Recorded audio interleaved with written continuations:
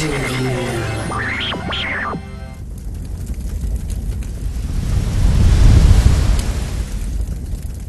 Well, I mean, obviously we wanted to do a sequel to the original Far Cry because it's a great game, right? And what was important to us, most important to us, was to capture the things that were sort of central to the original Far Cry. In particular, we wanted to have a really strong, top-of-the-line, #1 PC title, something that could benchmark people's machines, something that they would know this is the best kind of quality PC title you can get. That was important for Ubisoft, I think, to reestablish themselves as a big PC player, and also for us because it allowed us building a new engine, new technology pipeline and stuff to really push the limits of what can be done with next generation technology, dual core, quad core, all that kind of technology stuff. The next thing was that it had to be exotic, and when we talk about exotic, we talk a lot about we really think of really beautiful, incredible, sort of unfamiliar places, but they have to be very realistic. If I say some planet in the 8th dimension or something like that, it's not exotic, it's alien or it's science fiction. We didn't want fantasy, we didn't want science fiction, we didn't want something not credible, we wanted something very real, because realism is a really important part of that exotic feeling. The other important thing about exoticism is that it has to be somewhere that you think you're probably never going to get to see with your own eyes in your lifetime. That's why the tropical island was absolutely perfect for that. They're there, they're real islands in the South Pacific somewhere that are totally exotic, and you have this perfect image of what they are in your mind, but you don't think you're ever going to go to one.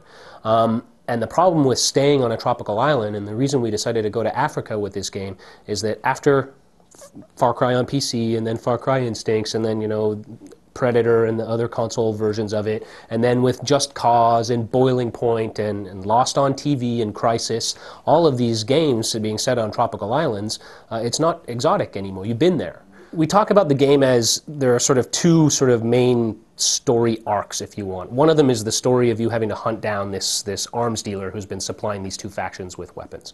That's sort of your main overarching objective in the game. The other objective is, or the other sort of main story arc, if you want, is your manipulation of these two factions to sort of work your way up and find out where this guy is, right? So in other words, the goal is to kill the guy, and the journey is to manipulate these factions and kind of play both sides against the middle until you can find out where he is and get to him. As you progress in the game, you're fighting a lot of people, you're winning a lot of battles, and you're making relationships with these buddy characters, and you're double-crossing these warlords and their captains and their lieutenants who are very powerful people, and people start to become afraid of you, like you're trouble, and when you show up, it probably means that everybody here is going to die. The systems of the game push you to be very, very aggressive and to fight very aggressively.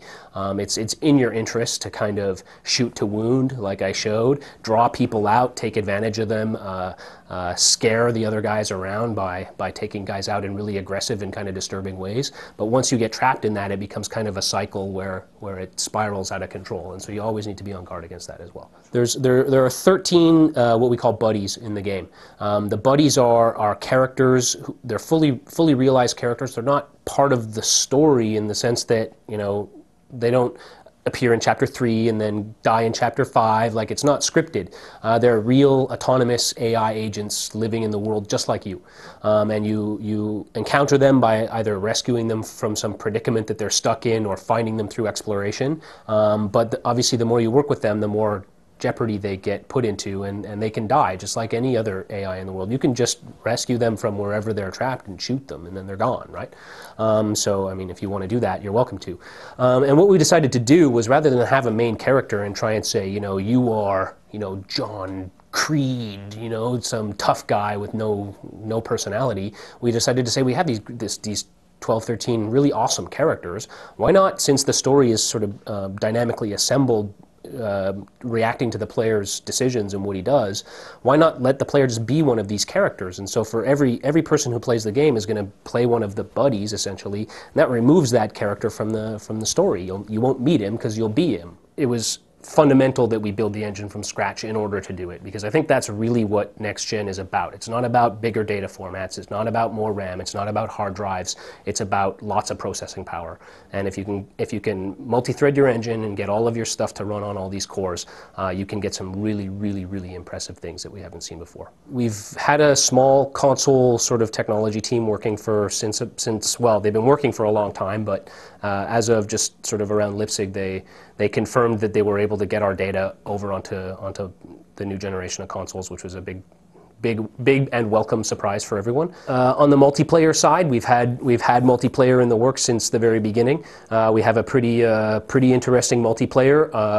One of the great things we did was we really built upon the level editor that came in Far Cry Instincts.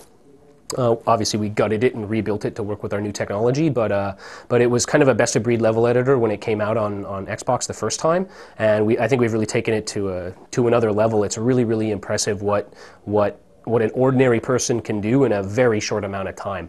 Can make really good content with our tools very quickly and play it and test it and then share it, both on console and on PC.